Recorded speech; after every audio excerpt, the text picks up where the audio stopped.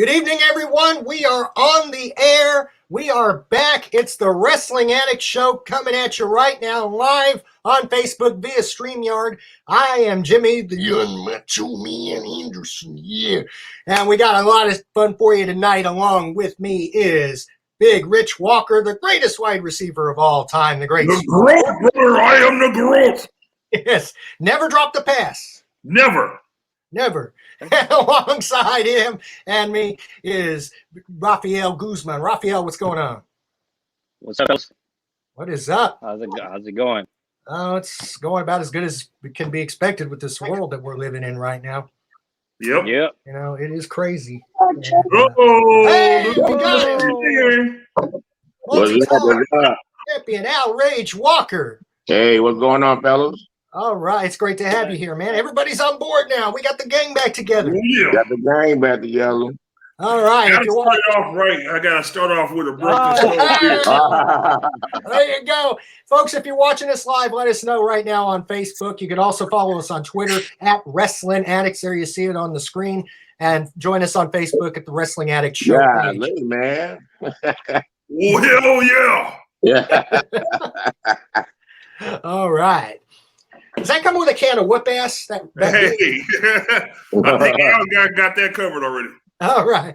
You know what I wish would get whooped in the ass, and that's COVID-19. That's really affecting everybody right now. It's affected us all in some way, and it's definitely affecting the world of professional wrestling. We've had a lot of things happen. We've had wrestlers succumb to COVID.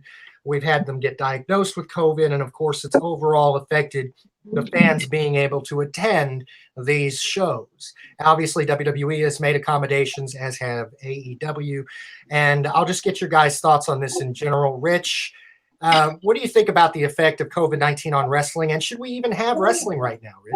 Well, I will say, you know, in all fairness, the guys that are working these matches without crowds and cutting promos, this is the hardest thing to do because your gauge of success is the crowd reaction. And you're there without having that impact, without having that feel of, you know, this is working, this isn't working. So they have no idea, you know, when they're cutting these promos and when they're working, you know, how people are responding to that. So you don't have that human interaction element anymore. But I mean, I think, or generally speaking, AEW, WWE, you know, all these promos that are running, you know, without the benefit of a human audience, you know, they're doing a damn good job. But obviously, it goes without saying, it's a large part of a wrestling program or a broadcast to have that crowd interaction. That's, you know, that's what how the workers know that they're doing a good job on that. It's definitely making the guys better for sure. It's definitely making the guys better. I watched them, and it's like Richard said, it's really hard to perform without the crowd behind you, you know. And from what I've seen, the wrestlers gotten a lot better on not only their promos but also the hits and everything. To me, it benefit WWE a lot. Okay. And that promo that Jericho cut with the drone, man, that's classic to me. He cut a full-blown promo with a damn drone. He's working with a drone camera as his adversary. Exactly. Yeah, I agree, Jimmy. It's been these guys have had to really up their game and stuff. Veterans like Edge and the Undertaker, they put on some promos, and of course they WrestleMania, Bray Wyatt, also with John Cena last year. Of course, they had to change up the schedule and the way they did WrestleMania because of COVID. But I mean, they had to work extra hard, just like Rich was saying. I'm into that. And one of the things that WWE has done to compensate for the loss of the fans is this Thunderdome thing, which has been kind of hit and miss. They've had some problems with it. But overall, it's been kind of an interesting experience. Have any of y'all been a part of it? Or Rich, what do you think about it? I'll start with you. We'll go down.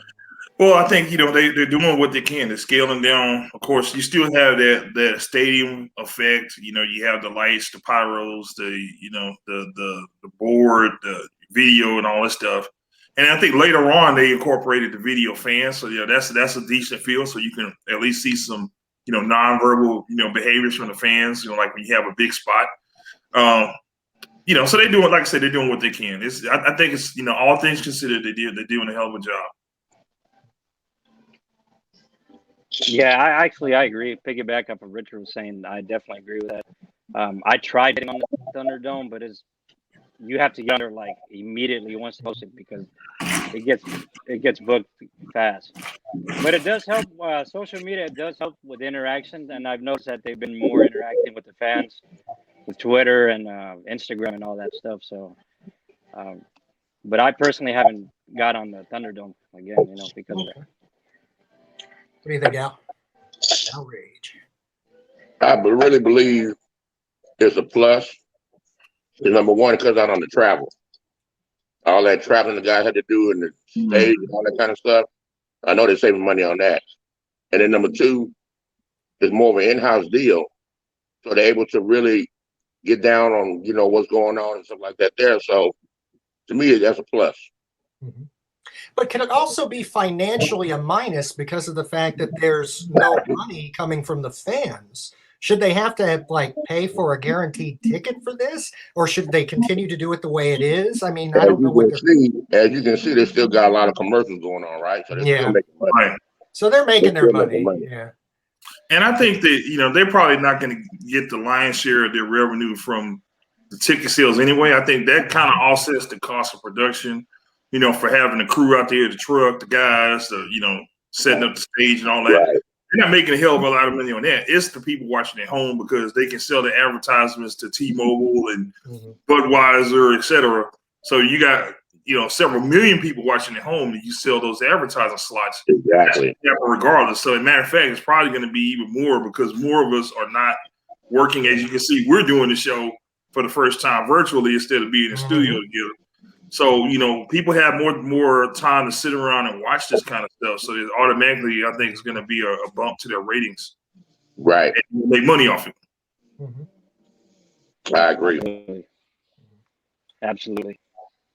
But could there be a way for it to work? Oh, I'm sorry. Go ahead, Raphael. I'm just agreeing with y'all. Oh, okay.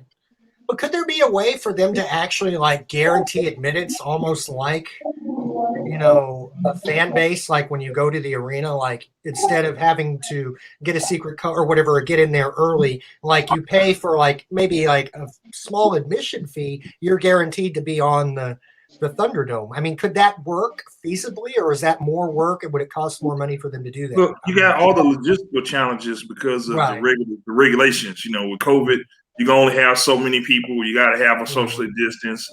The liability concern. What if somebody were to, have an outbreak or something? Well, no, I'm talking about the Thunderdome part of it, like a guaranteed admission part of it, so people don't have to it doesn't pick you randomly. You know what I mean?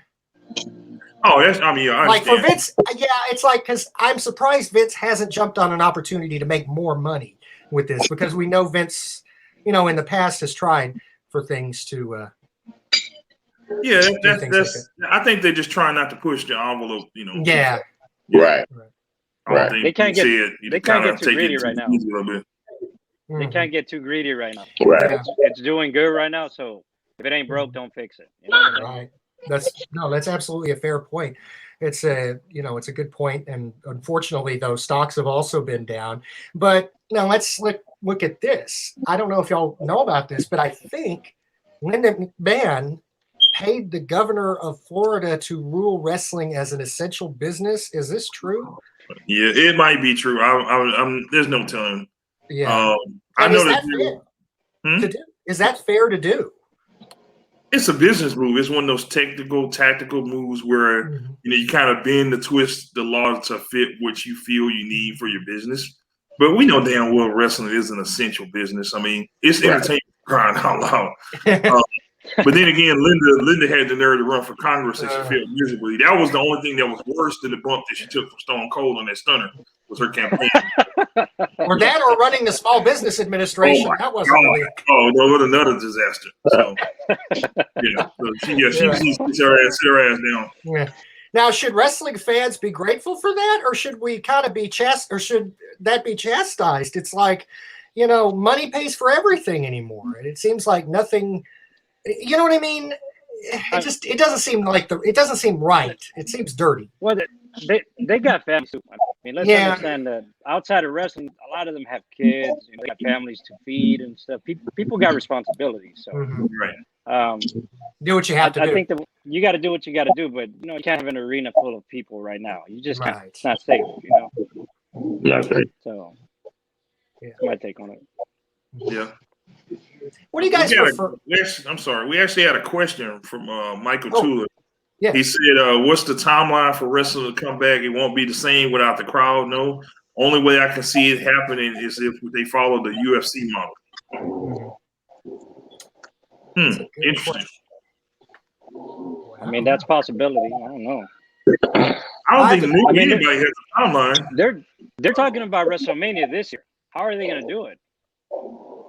I think that's one of the reasons why they're moving it back to Florida is because they did ease a lot of the restrictions in regards to like how many people they can have inside of a venue. That's why they moved it back to. I think it's moved back to Raymond James in Tampa. That is so dangerous, though. Yeah, it really is. Hey, Ray, I understand you're trying to have a big event. WWE likes to do things big. They have it in 2 days again, which I think is crazy. Too much. 3-4 hours. That's it. Right. No. Right. If it takes you that long to tell the story, you need to find another way to tell it. Amen. But yeah, as far as the timeline, I have no idea, to be honest. And I mean, to be frank, I think things will never be the same that they were before COVID. You can forget that. This is like a 9/11 type event. This is going to be the way things are in some way, shape, or form going forward. Right.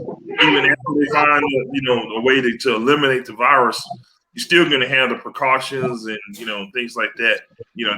That's going to be a normal part of life going forward. So, I got a question for Rage. Yeah. Because I know Rage was traveling back in the day, with WWE and that. If they book an event at an arena, and for whatever reason the arena cancels the event, and last year they had to cancel it because of COVID, technically that's not WWE's fault, right?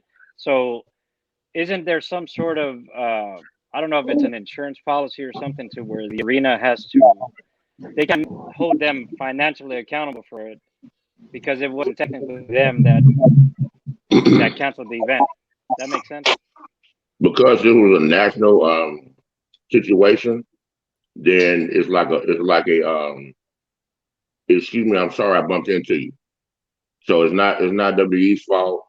It's not the arena's fault. This was a national, security measure that had to be taken because of, like that situation, people dying behind and stuff. So no, they wouldn't be held responsible. I don't believe it all. Okay. Because I'm wondering if there's something in the contract. Because there was a Jericho had a event that was lined up right before COVID hit when they did the cancellation. He had like a fan called wrestling con type event. I forgot what the hell it was called. Right. In Florida that was canceled because of COVID, and they went back and forth, quite a while. And I think they threatened some lawsuits. Jericho threatened some lawsuits, but ultimately nothing ever happened because. I mean, how the hell are you going to hold someone accountable when you literally are not allowed legally to host your event and have people in the venue? There's not a damn thing you can do about it. So you can legally hold somebody responsible for that. Yeah. I would think there'd also be an insurance policy or something that could be in place. That's what I'm sure saying. there's some type of legal clause in there or something. Yeah. Yeah, I'm sure there's some type of clause in there too for like, acts of war, terrorism, acts of God. Yeah. I'm pretty sure a pandemic or something like that is in there too. So it could be the same thing like it could have been like a terrorist attack and they just shut the whole, like when we had 9/11, they shut down all the major events for I think it was a couple of weeks, and then actually SmackDown was the first event that we had after 9/11. Right. Yeah. I remember because I was there. That's right. Yeah. And Raphael, you were there. I did. Yeah, I was there. Yeah. There was. Yeah. Now, what I was going to ask you guys earlier is, you see the way WWE is handling things with the Thunderdome. AEW has talent and crew as their crowd members. What do you guys think of that? Do you prefer one versus the other? Or Rich, I'll start with you, and we'll go down the line. I say crew would be fine. Like other talent, because you're kind of stealing from the storylines. You know what I'm saying? Like everybody, I think of like the entire roster is like a Rubik's Cube or like a jigsaw, right? Yeah. So you got all these different pieces, and like this piece may not go with that piece, but I don't want to see these two pieces together. I don't want to see, you know what I'm saying, somebody cheering for somebody else's match that, you know, could eventually be part of the storyline or something like that. You know, if they're gonna find some way to involve them like in the actual match, it's different. But you know, if you can't, you're better off just not having the crowd if you're gonna do that. That's my take. Right. Yep. What about it, Raphael? You think that feel that way? It's better to just leave the other wrestlers out of it, if possible. I mean, I think so. They do have a small crowd though. They do have some fans for AEW. So AEW does have fans, but they're not on the front row. They're like way on top. I got you. Yeah. So maybe if they did a Thunderdome with a combination of some fans, that may work. I don't know if that's how WWE may do it, but it's just you won't know, and they won't know until they try it. You know what I'm saying? So, but this thing has everybody perplexed, man. Nobody knows what the hell to do about this COVID stuff, man. It's right. I think we're at best probably in the middle. We're probably still closer to the beginning than the end, even with the vaccine. Right. What about a COVID vaccine match? Yeah, that might work. Oh man. Oh Lord, don't give David Arquette no damn ideas. Oh my God. Yeah, but I think what AEW does, correct me if I'm wrong, don't they have the heels on one side, the baby faces on another, the baby faces cheer the baby face wrestlers, the heels boo, and then the heels cheer the heel wrestlers and the baby faces boo? Is that what they do? I think that's what I've seen. I believe that's what they do, but like the wrestling business is no longer straight up heel versus face. Right. Like, you know, one of the rumors that we talked about here, you know, in the group, you know, those of us that follow the group, we talked about there possibly being a Roman Reigns versus, and here it comes the first time, Edward Lesnar. Oh. So you knew it was coming. If those of you who follow, you knew the Edward Lesnar reference was coming. Of course. But you know that, you know, neither one of those guys are really a babyface in any situation, especially not with Heyman being involved. I mean, that's an example of, you know, heels and heels can go together, face and face can go together also. So it's not the traditional Hogan versus Andre the Giant no more. That day is over. Everybody on the roster is subject to work with anybody else. Right. Yeah. Speaking of the roster, we lost a rather up-and-coming prominent member of wrestling, and that was Brody Lee or Luke Harper. Yeah. Amazing. Referred to as yes, indeed. And it was COVID, I believe, or complications of COVID. Am I right on that? Yeah. Yeah. I think it has something to do with lungs. Yeah. It was very he was positive, wasn't he? And then that kind of complicated things even more. I have no idea, man. Yeah. I have no idea if he was positive. Yeah, but great talent, absolutely. And he was just right there. It seems like, man, it's like it always kind of reminds me of Eddie Guerrero. Like he was right there, you know what I'm saying? Right there, about to hit his streak, about to hit his prime, about to have his run. You know, he was going to do some amazing things in AEW, and then, you know, unfortunately this happens, man. So we lost a great talent, a great man. He did a lot for the community. You can see by the response, you know, when he passed away, you know, not just from wrestling fans, but just people in general, that, you know, he did so much for so many people. Yeah. Right. Absolutely. And here's a tribute. I had to order the t-shirt. Amen. Yeah, I mean, when he came into AEW, he took over the Dark Order because the Dark Order wasn't going anywhere. It wasn't going anywhere. But when he came in, he elevated that group. Yeah. Okay. And then he had a really good match with Cody. I mean, great talent. You know, it's just sad. And they gave his son the belt, so that's pretty cool. Yeah. Jermaine Everett just commented and said his wife said it wasn't related to COVID. So this is why we love y'all wrestling addicts, man. Y'all know everything. Yes. We don't have all the answers, but we appreciate y'all, you know, chiming in. So. Yeah. But still, you know. Yeah. Still a tremendous loss. Yeah. Listen, we just got about a minute or so left before we got to take a break. But before we do, let me ask you guys this. Where do you think Brody Lee's future was in AEW? I would say he was going to be – I'm sorry. I'd see him as he would have probably wrestled John Moxley or one of those guys for the AEW title. Absolutely. Somewhere down the line. Absolutely. Yeah. He could have definitely been – could have carried that company. Absolutely. Right. Been the For champion. sure. Oh, Yeah, hell yeah.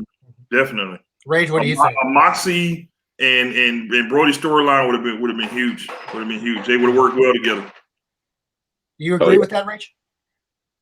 Oh yeah, for sure. I mean, this guy, for his size and ability, he got in the ring. He know how to put people over along putting himself over. I mean, there was just nothing wrong you can find with his ability in the ring. I mean, he did a whole lot with him.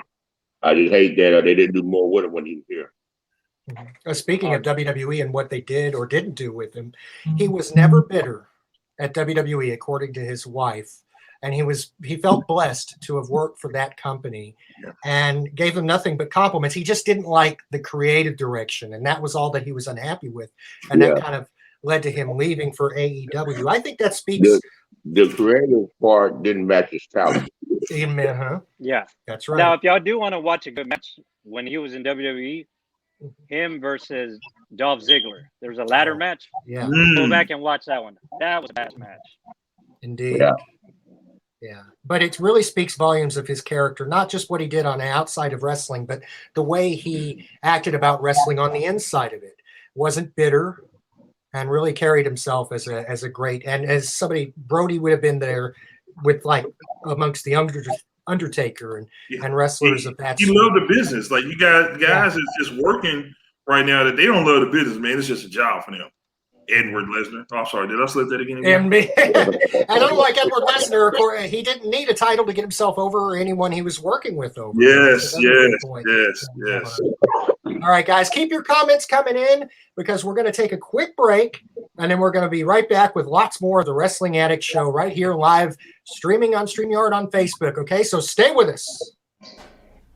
Hey everyone, I'm Jimmy Anderson, the host of Wrestling Addicts right here on the station every single week. I'll be joined by Rafael Guzman as well as Big Al Rage Walker. And we're going to be here. Wait a second, there's somebody coming on the set. Who are you? Get out of here. Oh, man, what's wrong with you? See, that's why I'm a wrestling addict. And I'll go.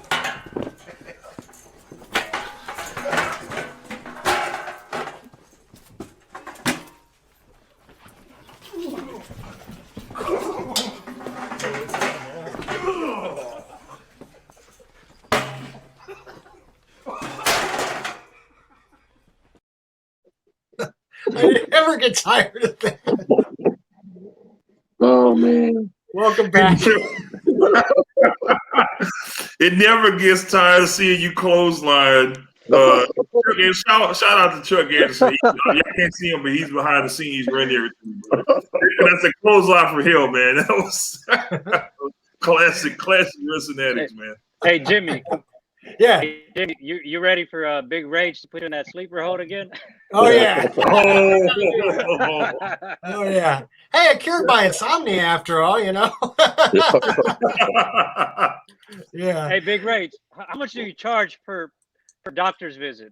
I'm just kidding. That's a good one. That sounds like a t-shirt. That was funny. Oh man, good times. Yes, sir. Yeah. But just before we wrap that last segment, we'll go ahead and dedicate this show to Brody Lee, as well as all of those that we've lost in the past year in wrestling. Yeah. It's just a very sad situation. But moving along, WWE Network. I know you guys have heard about this and their sale to NBC Peacock, their streaming service. Yeah. And I know. Now, you all get the WWE Network? Yes. Yeah. You all get it? Okay. Yep. Now, let me get your guys' general thoughts, and I'll start with you, Richard. We'll go down the line. What do you think of this acquiring or this acquisition, so to speak, from Peacock of WWE Network? Well, on a personal note, I'm very excited about it for selfish reasons. Number one, of course, those of you who follow us and BTP Sports, you know that we have a close relationship with NBC through our affiliation with KCAA, aka NBC Radio, and so all of our old podcasts, all this stuff is on there too. So I should have mentioned that. Sorry about that. Cheap pop. But I also don't like Disney Sports. If ESPN was on fire, I would not piss to put them out. I don't care for ESPN. I don't like ESPN. I don't like what they've done to the entire sports business because they're a bunch of liars. They are in the movie business. They're a bunch of movie makers. They want to create fantasy bullshit instead of actually covering stories and covering events as they are. So I'm glad that you didn't get the deal with ESPN. And I hope that you continue to fail and be miserable. And shout out to our folks at NBC for bringing it home. Peacock is a huge network, and they're bringing in a lot of great shows and a lot of great talents. And, hey, hopefully one of these days, Wrestling Addicts will be on Peacock. Yeah. So you never know. If we're on NBC Radio, we got to be as proud as Peacock, right? Right. Couldn't resist that. Raphael, what do you say? Well, first of all, I don't know if Richard's going to have a match or something. I mean, who is he calling out over there? That's first of all. Booger, what about that guy, Booger McFarland? What kind of name is that on ESPN? Give me a break. Booger? I don't know. You know who I'm talking about? I was thinking more like Jackass. Jackass, yeah, there you go. Yeah, I'm sorry to interrupt. Go ahead, Raphael. I'm sorry. I don't know how it's going to – I mean, I have Peacock, so it's cool. I mean, as long as I go back and watch some of Trish Stratus matches, I'm happy. Hey. Right there. That's just Trish Stratus Walker to you, sir. I thought your last name – I thought you were changing your last name. My last name is. I changed my name. For those you know, I've legally changed my name to Richard Stratus. So I guess that means Outrage is the brother-in-law. My American citizenship. I'm now Canadian. Yeah. Outrage, what do you say about it? Al, what do you think? I mean, it's definitely a plus. You know what I'm saying? The bigger the breaker, the revenue, the bigger the people can see what's going on. I think for the future, looking toward the future, is a great move. Could this also be something that might be a little bit of a downside because we've already got the network now? They've uploaded everything that just about over the last 5-6 years that it's been around, but now they're practically going to have to start over, you would think, and we'll have to wait again to see all of that great content. You guys think that's a possibility? Could that happen, Rich? With so much information on the internet, like it's going to be archived somewhere. Somebody's going to have a video of it. So like you can, 10, 15 minutes after Raw, you can go watch the whole damn thing. It's like the DVR has pretty much been rendered irrelevant now because everything's on the internet. So regardless, you'll have access to it somewhere. Raphael, are you concerned about that at all? About the content having to be re-uploaded and all of that? Getting lost or anything like that? Nah. Or having to wait a while for the content is what I mean. I mean, I'm sure they've started working on it already. I mean, they're not just going to start doing it. They've been working on it probably for months now. They probably already have it in beta mode, and they've been testing it. So I'm sure that they'll get it. That's a good point. Yeah. Ray, do you agree? I agree totally. With that. For sure. One thing I hope doesn't happen is that wrestling gets lost in the NBC Peacock shuffle. You know what I mean? I would love to see promotion for it. Like there's going to be a lot of cross promotion. That's what's going to happen. Yeah, I just don't want it to get lost, because WWE Network is such a unique and innovative thing, and I just hope it doesn't get lost amongst the NBC shuffle. I hope that doesn't happen. I don't think that's going to happen because of the fact of the popularity. And wrestling been holding its own for years now. It's been number one on the network as long as running series. So I believe after this COVID stuff dies down to the point where we're going halfway back to being normal, it'll definitely be holding its weight on Peacock for sure. Yeah. Oh, yeah. Absolutely. And I understand now, am I correct on this, that the pay-per-views are also going to be on NBC Peacock as well in the streaming service end of it? Yes. Okay. So that is going to happen. Okay. Yeah. And then basically, from what I'm saying, they basically absorbing the WWE network into Peacock, which I think is But that includes the pay-per-views too. Right. Yeah. Everything. Okay. Got to And mention. see, like right now, if you want to watch Raw, if you don't have cable, I don't think you could stream Raw right now anywhere unless you have like I have Xfinity. So if I'm on the go, I could open up my Xfinity and I could watch whatever's on the air. So I think with Peacock, once you download the app and you register and you log in, then you should be able to stream it live. Okay. I'm assuming that's how it might. I'm assuming that's how it may work. I don't know. Now, what's this going to do with the association with Fox? There's another little hiccup there, isn't there? Could this affect that? Will Fox get upset? And will they be able to promote NBC Peacock on the Fox network for SmackDown? What do you guys think, Rich? I think they'll find a way to make some synergy out of it. SmackDown belongs to Fox. They're going to continue to run with that. They'll continue to have the backstage? I forgot what the segments and stuff like that are. Right. They'll continue to do that, and they can promote the events. And I really don't think it matters what venue they put it on. They're still going to run the promotion the same. So yeah, I agree. Yeah. Now, is there a possibility that they could move SmackDown to NBC or even NBC Peacock with all of this going on, if the deal goes well? At some point, if they, complete their deal with Fox and things don't work out and they don't negotiate a new deal, but I think the WWE likes to, have at least a counterweight. So they're going to probably, at a minimum, keep at least one of the marquee shows off of Peacock. Right. They have some balance and they have, a different, venue to publish, stuff on. And then, of course, you got a different demographic on there, too. So they're always trying to reach new markets and stuff. So you don't have all your eggs in the basket. Right. Mm-hmm. Yeah. Agree. That's a very good point. And a lot of people seem surprised, but they've been working with NBC for years off and on. We're going back to Saturday night's main event, and that really helped put WWE on the map. And it wouldn't be interesting. Yeah. The WWE always, even when the WWF always held their own far as ratings anytime they appeared on NBC. So they got a good track record. Well, Vince understood the importance of controlling the media. That's how he grew the entire business. That's where the sports entertainment business came from. It's the difference between the way things ran in the territories where, say everything was centralized and you do all the marketing and all the broadcasting in these individual markets. Vince knew that, saying in order to grow it into a worldwide brand, you got to have those national marketing deals, those national broadcast deals that brought everybody together under one spectrum, and you have a huge following.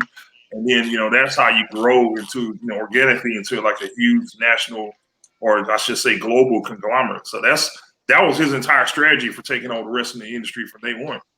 That's what he did from his father. Right. And it all started with the USA Network too. Remember back in 1983 with All American Wrestling, and then it just grew. Vince figured it out quickly. The nationality was the secret to the national expansion. Right. Yeah. Right. Yep. So this will be interesting to see how it plays out. That's how you make money. Yeah. Now, one thing that's interesting is if you have Xfinity or Comcast, you get Peacock for free. Yeah, they were genius for that. They were genius for that. Yes. Yeah. And guess what? Me and Chuck, we have Xfinity, so we get it for free. Right. You get two of the largest providers to, carry your network, automatically. You're in the homes of, millions and millions of people automatically. So they don't really give a damn about, whether you're paying for the channel or not. They need your eyes on those TVs so that they can go back to their sponsors and say, hey, look, we have 15 million Jimmy Andersons watching between this time and this time.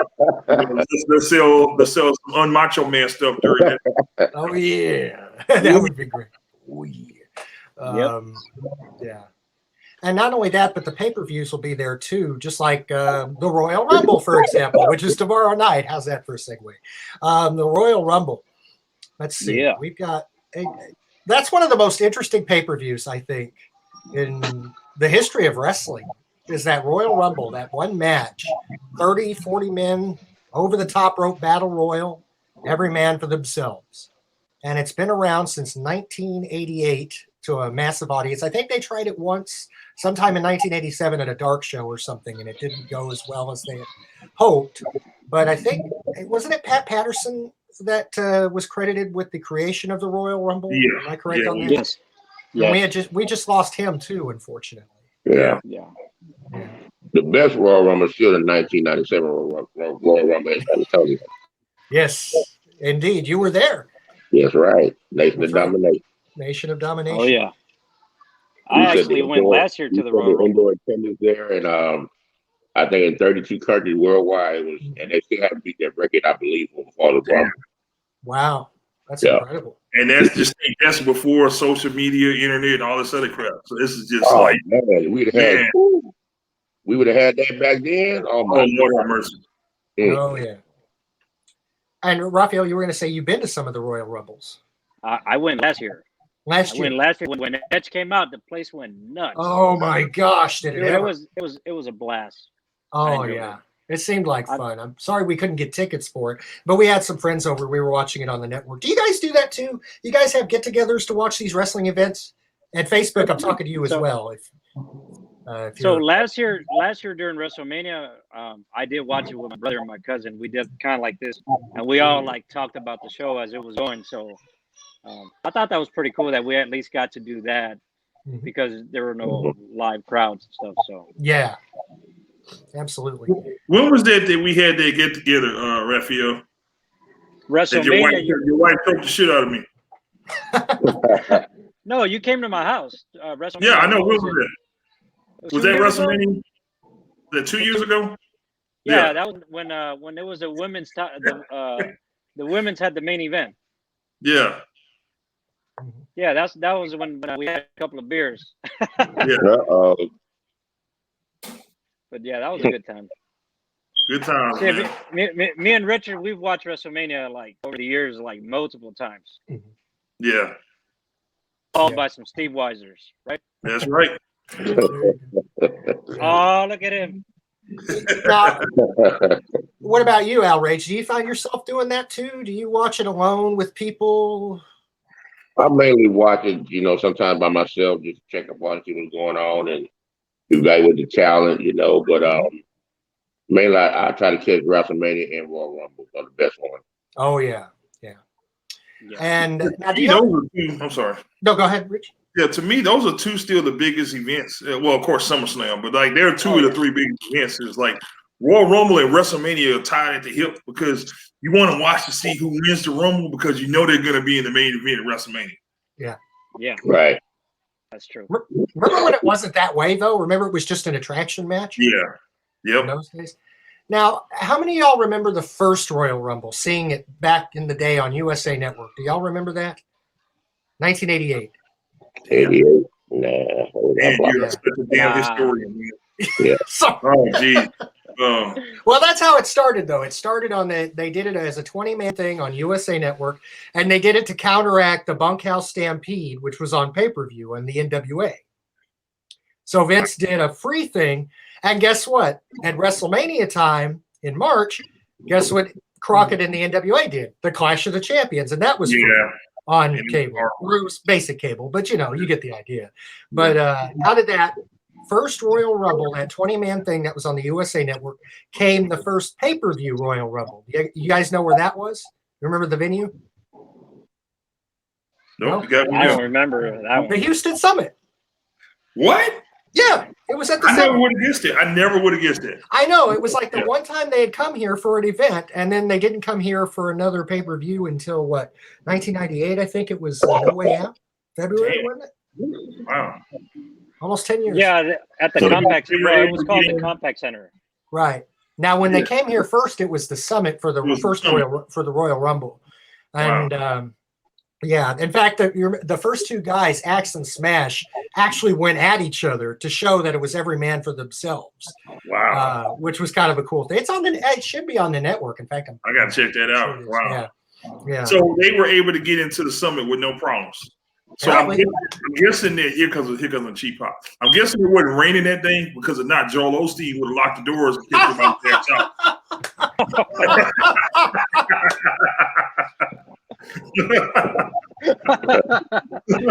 This was before his time, man. Well,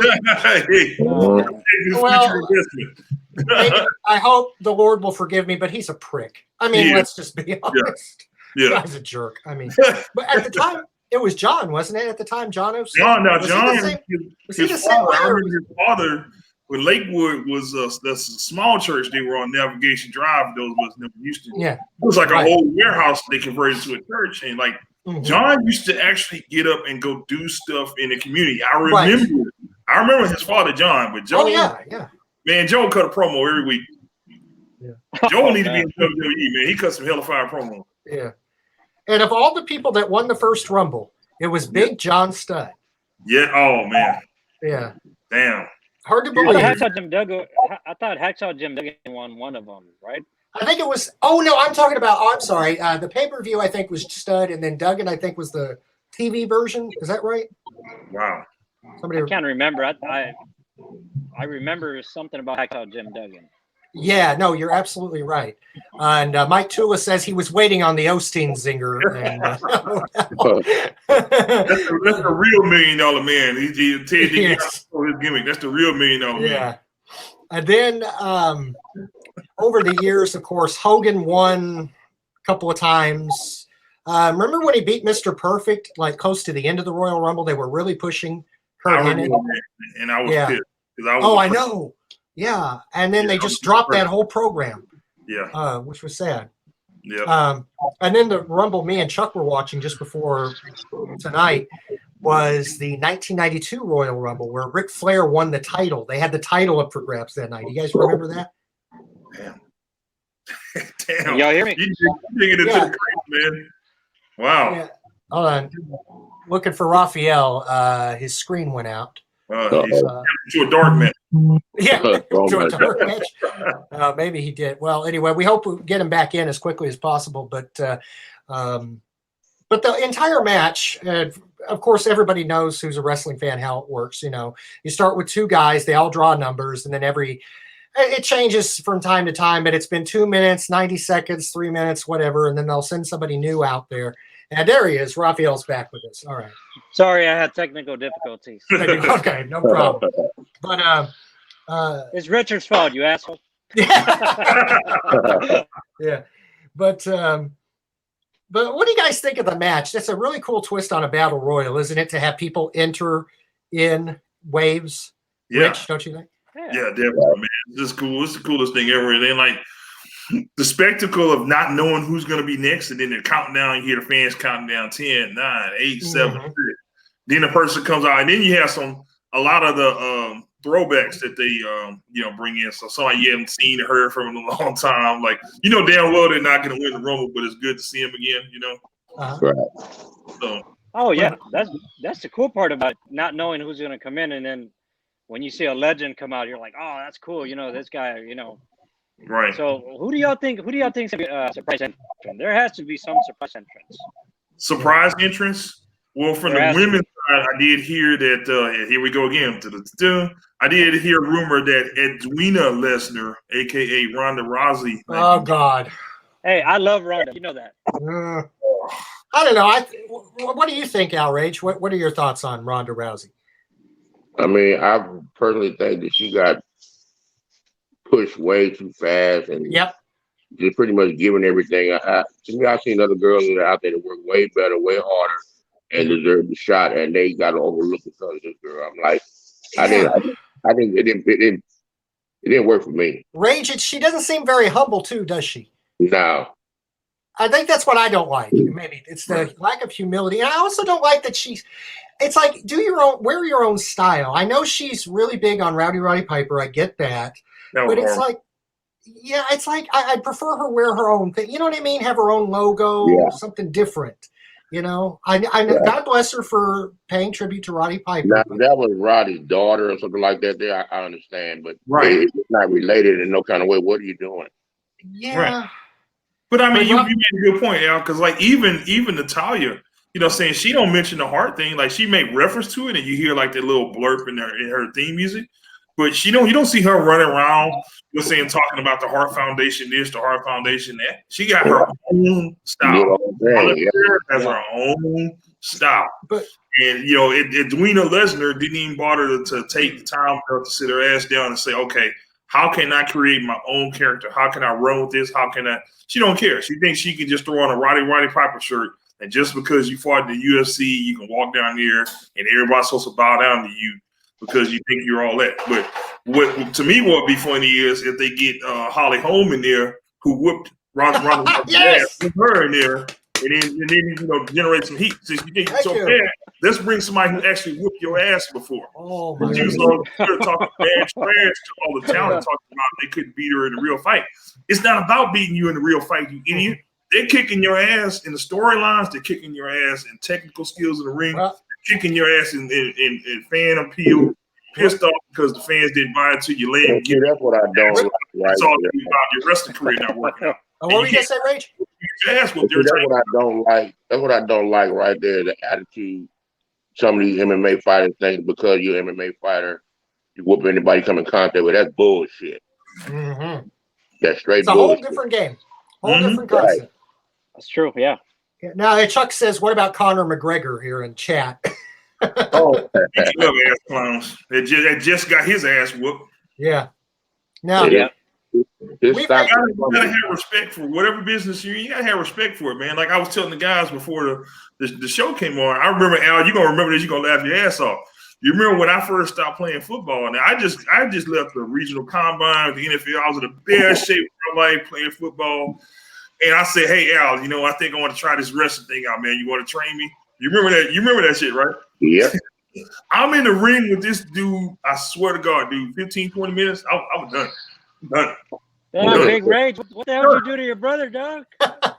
I just showed me reality side of what I had to go through. Yeah.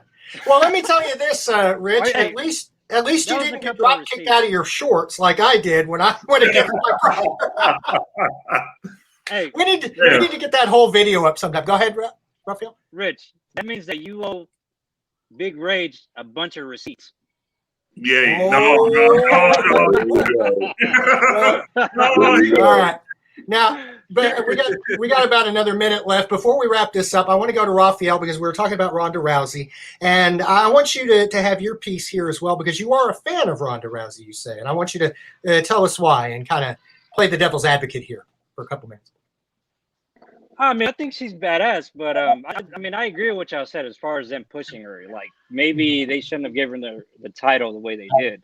I think she had potential or whatnot. I mean, she obviously had a decent run there, but maybe she wasn't humble like you're saying. I don't know if that's the case or not, but I think that they gave her the title way too fast. Yes, in my opinion. I think that messed her up.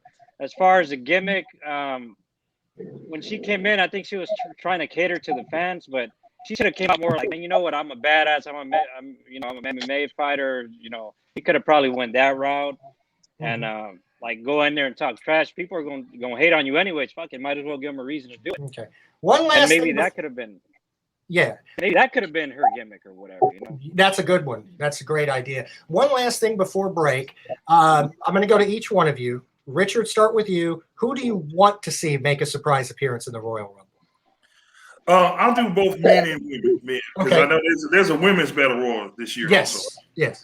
So from the men's side, man, who I would like to make an appearance? I would say, just I don't know, just a classic. I would say just for I know he said he's retired and we already gave him his respects, but I would like to see Taker just one more time. Yeah, one more time. And the women's side, of course, it goes without saying that I would love to see my wife Trish Stratus Walker. Oh boy, hope she's got a prenup. Raphael, what do you say? You got anybody in mind? Yeah. You know what? Actually, I would like to see Hardcore Holly come out. Oh, wow. That'd be kind of cool. And for women's, someone as Angelina Love, when she was in wrestling, I would love to see her. Who? Angelina Love. Oh, okay. Oh, you know what? Actually, I'm sorry. Real quick, I want to add this too. I think if they do add another woman, Jazz is doing her retirement tour. So I would love to see her. Oh, there you go. Shout out to Jazz. What about Victoria? Victoria would be another one. Yeah. Outrage? That's what I was about to say. Victoria and Jazz. Well, see them return. How about the men? Me. Yeah. Oh, I would love to see that, man. I would pay to see it would that. be a Royal Rumble you'll never forget. But you know what? On the women, you brought up a good one, Raphael, with Angelina Love. What about Velvet Sky? Yeah. Now that would be cool, huh? Yeah. Yeah. Oh yeah. Both of them. Yeah. I mean, the beautiful people, right? Yeah, the beautiful people. There Gosh, you go. I don't know who I would see. It would be cool to see the Undertaker. I doubt they're going to use Hulk Hogan. You know, his back is probably shot and all that stuff. Yeah, I don't really want to see him either. Would it be funny to see the Red Rooster come back? Oh, You know, we had to go there. oh God. Oh, you know who I'm gonna say next, Raphael? What about our favorite wrestler of all time? You ready? Yeah. The artist, formerly known as Prince Ikea. And on that note, Oh, Richard. Great, you got a Steve Weiser or what? Hey, we're right Didn't he here. win a lotto or something? Huh?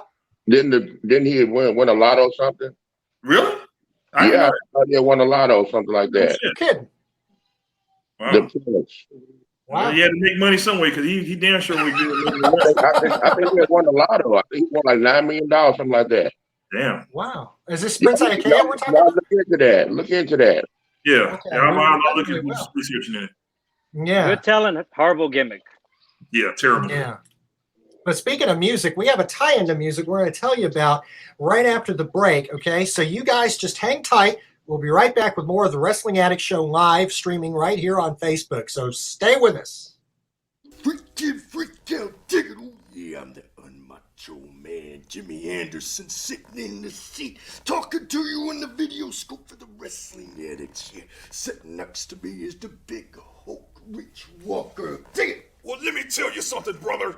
You're gonna sit down in your chair every week and you're gonna tune in to Wrestling Addicts because we give you the best coverage out there, brother, about everything involving the squared circle and anything involving the industry. You're gonna watch this show and you're gonna get the best in the business, brother. You can guarantee you that. You don't watch, I'll give you an elbow drop so bad it'll broke your throat just like I did Ricky Steamboat. Yeah, and if Raphael Guzman and Outrage Walker are out there, you guys better be watching this too because you are fellow wrestling addicts just like me, the unmacho man Jimmy Anderson, right here on Wrestling Addicts on this station. Dig it! That one, on the other hand, does get a little old. No, I'm just kidding. All right, guys, welcome back. So what I alluded to before the break was something that Richard Walker posted on the BTP Sports page. Yes. And you want to see his article on hip-hop versus wrestling, likening some wrestlers to hip-hop wrestlers. And before we do this, I don't think I should really be wearing a suit and tie for such a segment for hip-hop. In fact, you know what? I'm just about tired of this. I'm just going to go ahead and show you my true colors right now. Oh, God, I'm afraid of what we're going to see. What? I'm What kidding. is Jimmy doing? I'm telling you right now. Jimmy, We're taking a new school right now. This is not OnlyFans, Jimmy. Oh, my God. Jimmy, we don't want to see a strip show, bro. Big Rage left. Whoa. Wait a minute, is that what I think it is? Is that what I think? Oh! Yes, buddy.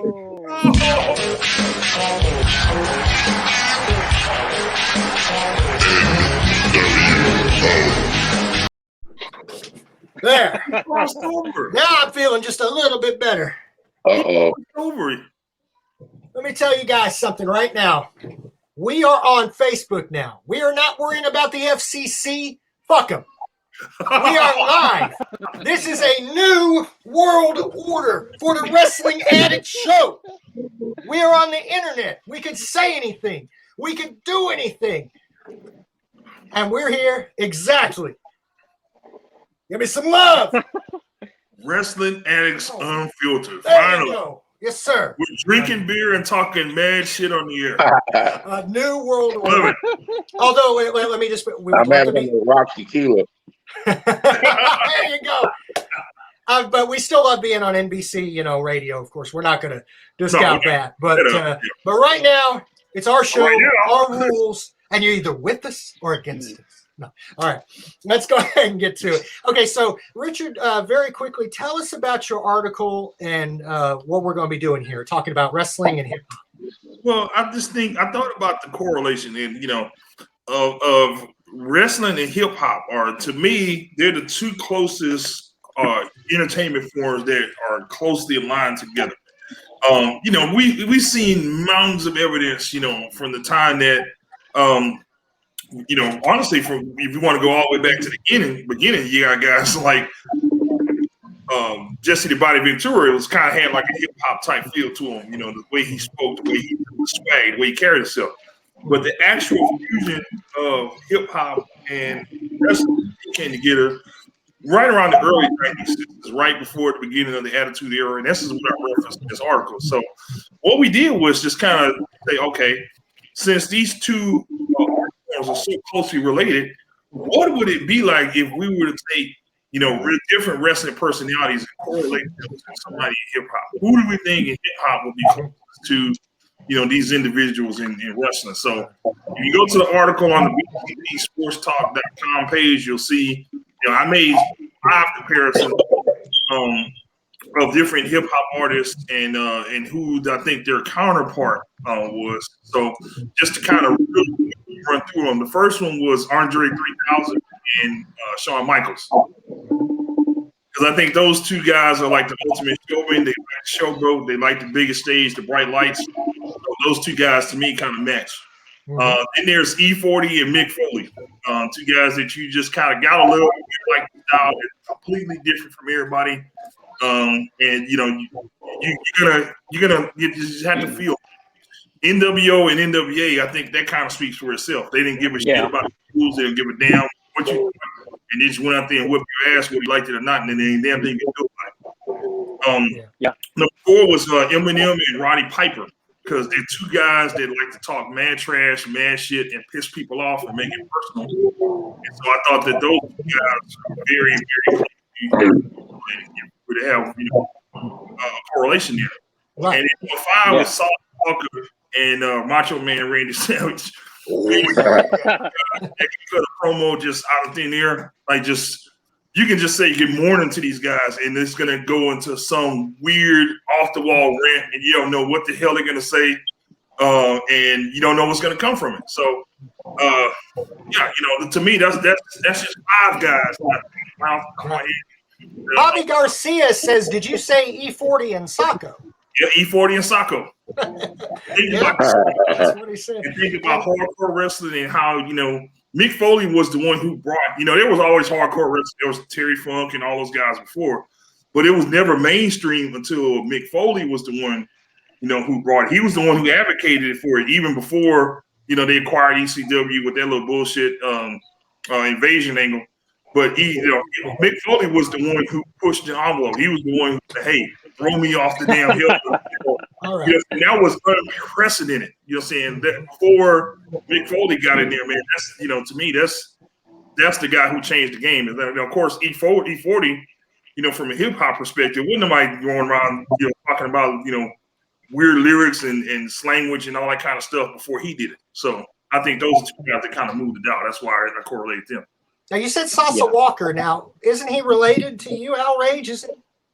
Am I correct? Yeah, unfortunately, that's my son. That's amazing, though.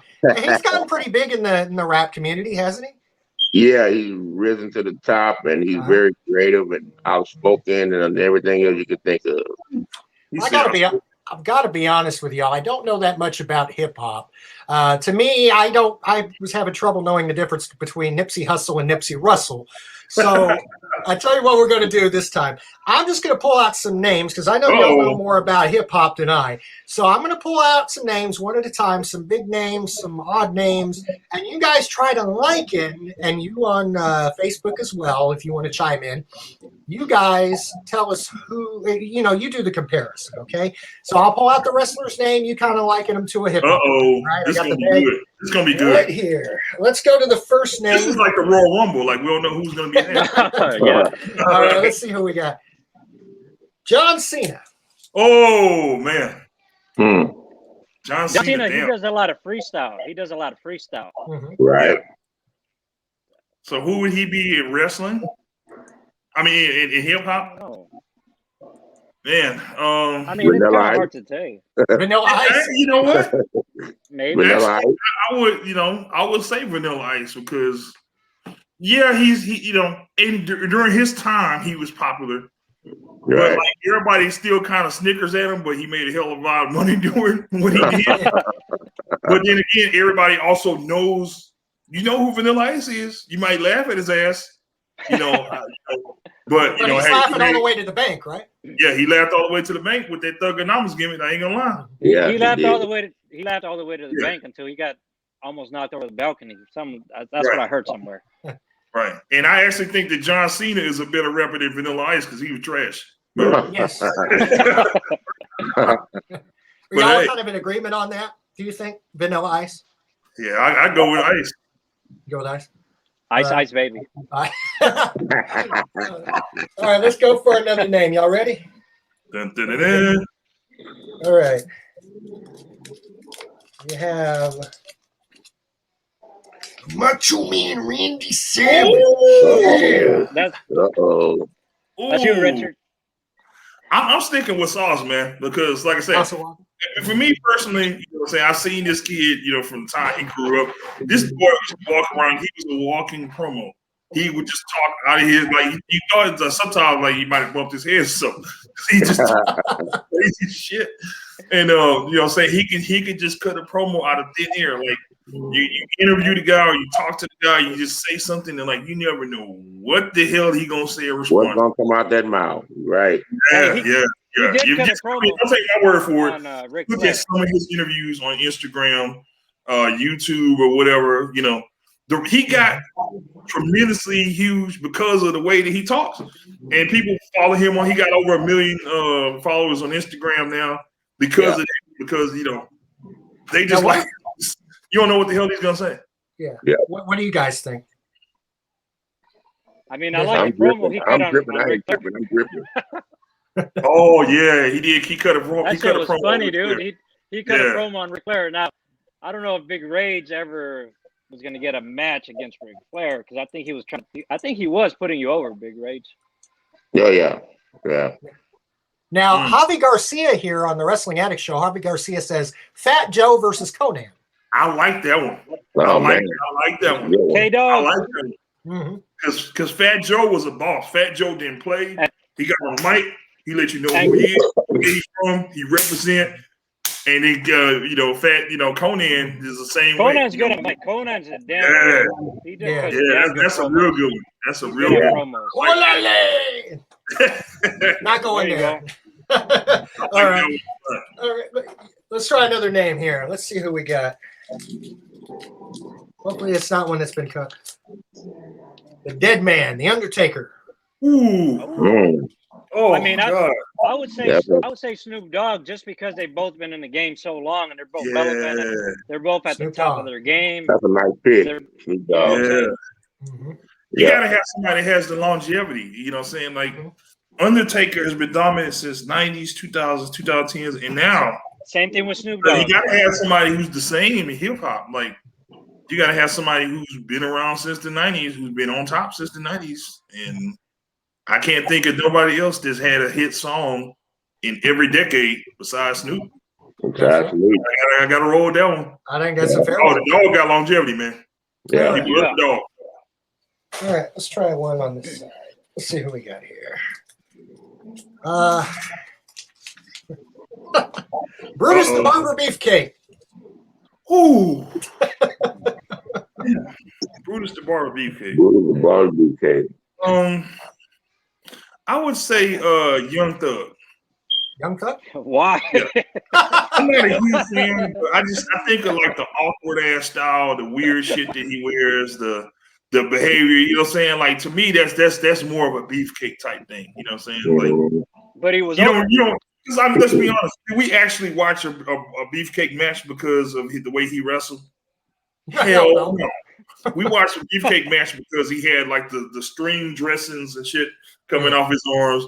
He had the wild tights, and he had those big ass hair clippers that he clip around like he's gonna cut somebody's hair and like shave people hair after matches. His show was actually the shit he did before and after the match. What he did in the ring, he didn't work very long. Yeah, right. He was kind of a hanger-on, wasn't he, with Hulk Hogan? Huh? Wasn't he a hanger-on to Hulk Hogan throughout his like entire career? Right. And be honest, no disrespect, Brutus wasn't that good in the ring. No, not really. Let's see. Somebody says somebody said Memphis Bleak for Brutus. Yeah, that's Jermaine Avery who said that. Watch him because he was friends with Jay-Z, is what he said. I can see that. Yeah. Let's try another one here. Let's see. We've got this time. Hold on. We have Roman Reigns. Oh God, Roman Reigns. Damn. Roman Reigns. That's a tough one.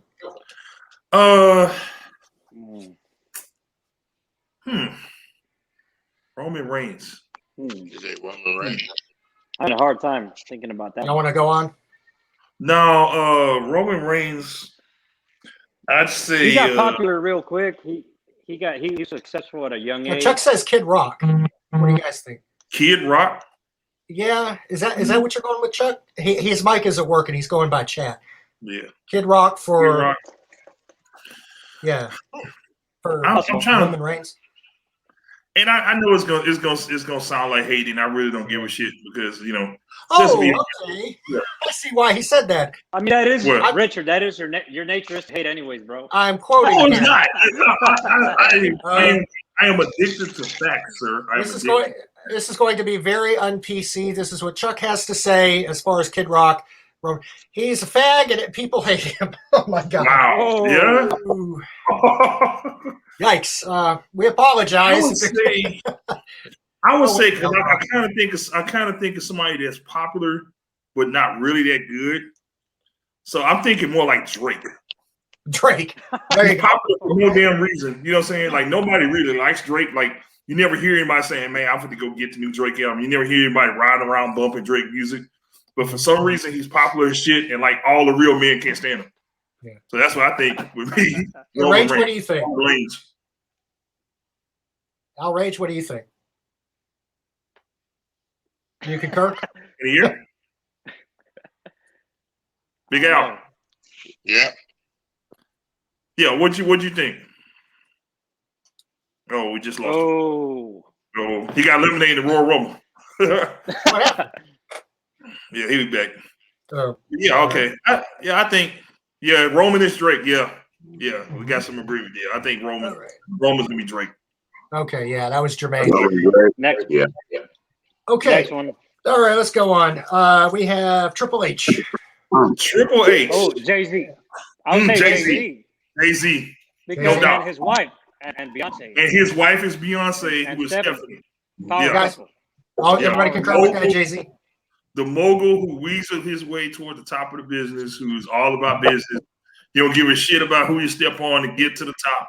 And, he uses the people under him to make himself better. So, Triple H and Beyonce and Stephanie. Okay. The game. The game. Let's go with the next one. I think everybody agrees on Jay-Z. The Red Rooster. Fresh Prince. Fresh Prince.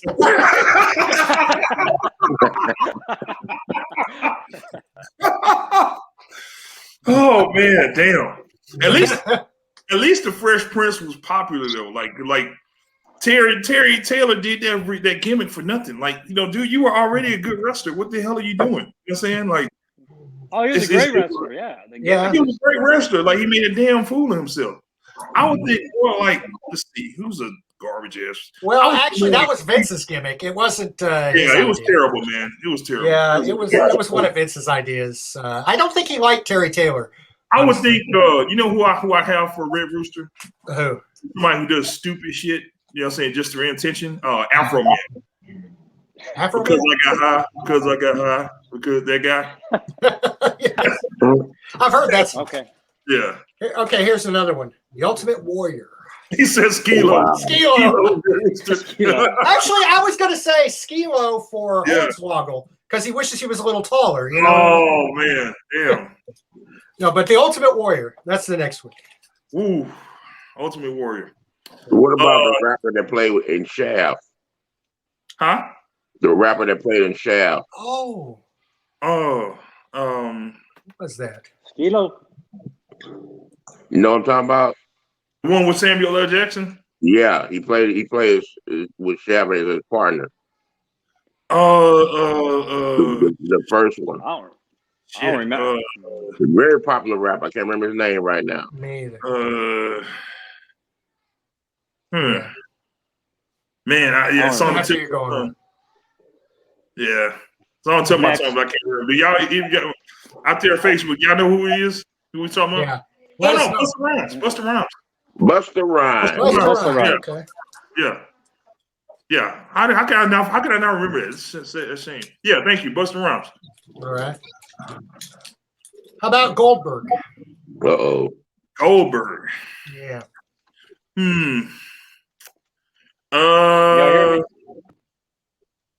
Goldberg.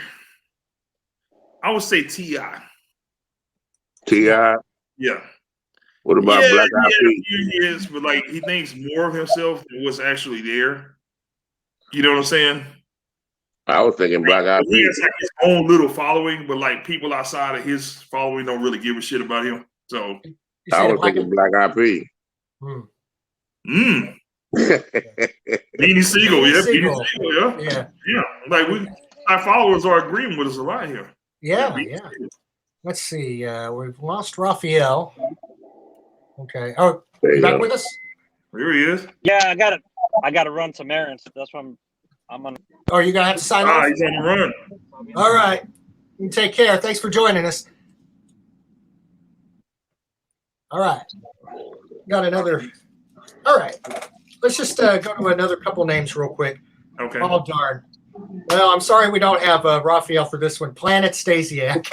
Oh, my God. Planet Stasiak. Damn.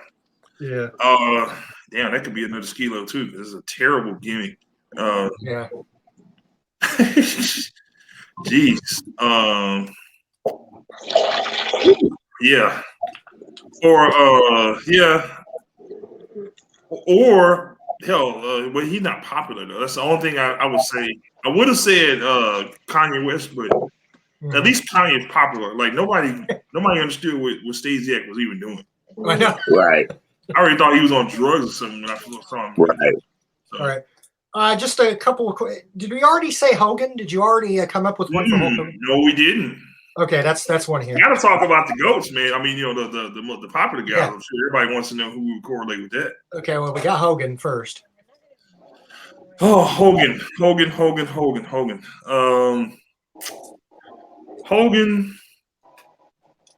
I say Lil Wayne. Lil Wayne. Yeah. Huge audience, huge following. A lot of people don't really care for him, but for some reason, he's got a big following. All right. And he's been around for a long time. Yeah, he's been around for a long time. And Chuck thinks that the NWO should be likened to Rage Against the Machine. What do you guys think of that comparison? Yeah, I think that's DX. I think DX would be a better comparison. Yeah, especially with the DX band. Do you remember they sounded like Rage? I think they were a Rage cover band. Is that right? Right. Okay. I think it was Motley Crue. Okay. Now, okay, here's one for you guys. The Rock. Ooh. The Rock. The Rock. Damn. The Rock. That's got to be a big one. I got to say Tupac. Tupac? I got to say Tupac. Yeah. I got to say Tupac. Absolutely. Got to be one of the big. Got to be one of the biggest for sure. The crossover appeal, the mic skills, the best. Mic skills. And rapping, the lyrics, the delivery, all that. I mean, to me, and yeah, gotta be the Rock. Okay. And Tupac. One last name, and then we'll wrap this up. This is an old school name. Y'all ready for this? Uh-oh. Yeah. The JYD, Junkyard Dog. Hey. Junkyard Dog. Damn. JYD Dog. Biggie. Biggie Smalls? Why? You don't think Biggie? What about Ice-T? Ice-T? Yeah, I can kind of see that. Coolio?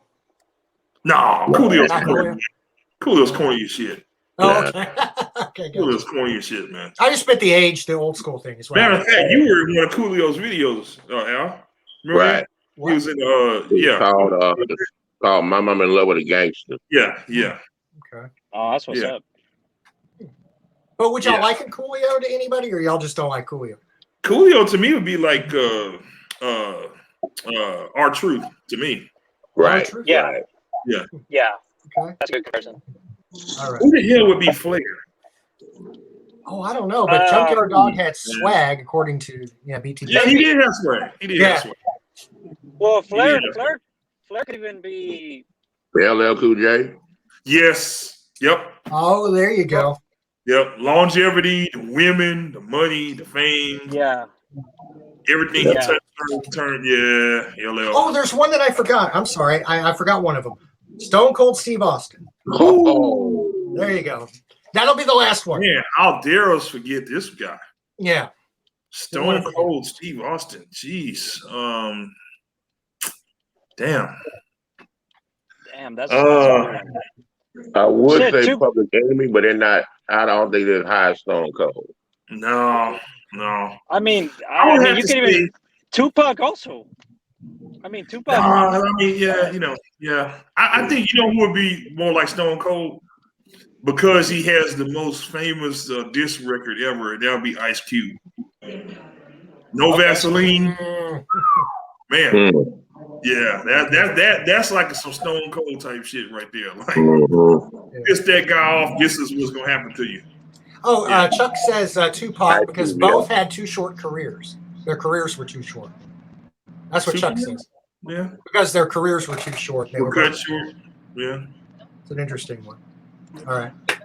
So, guys, I think that about does it. I think that'll about wrap it up. That was good. Yes, sir. Yeah, y'all leave your comments. We want to continue to discuss this in the thread. So y'all, let's see what the Facebook and Twitterverse have to say about this. We hope to be back with you guys again very, very soon. Hopefully next week, man. Maybe we can swing something around. Y'all let us know what y'all think of the show, man. Y'all just absolutely. Y'all want to see, y'all want us to do, and we'll make it happen. Yeah, and yeah, and thanks, Raphael, for. I thought you were going to leave us, but I'm glad you stuck with us for that final discussion. I'm sorry about that. I want to thank everybody. All right, thanks a lot. I want to thank Chuck for behind the scenes technically directing. He's done an outstanding job here tonight. Great job. So, applause to him. Yes, sir. There you go. Well done, Chuck. Yes, sir. Well done, Chuck, the MVP. And for Rafael Guzman, Al Rage Walker, and Richard Walker, I'm Jimmy Anderson, reminding you all that the best addictions are safe addictions, so keep clean, stay out of trouble, and wear your masks. Let's kill coronavirus. We'll see you next time on the Wrestling Addicts. So long and have a good night. Louis.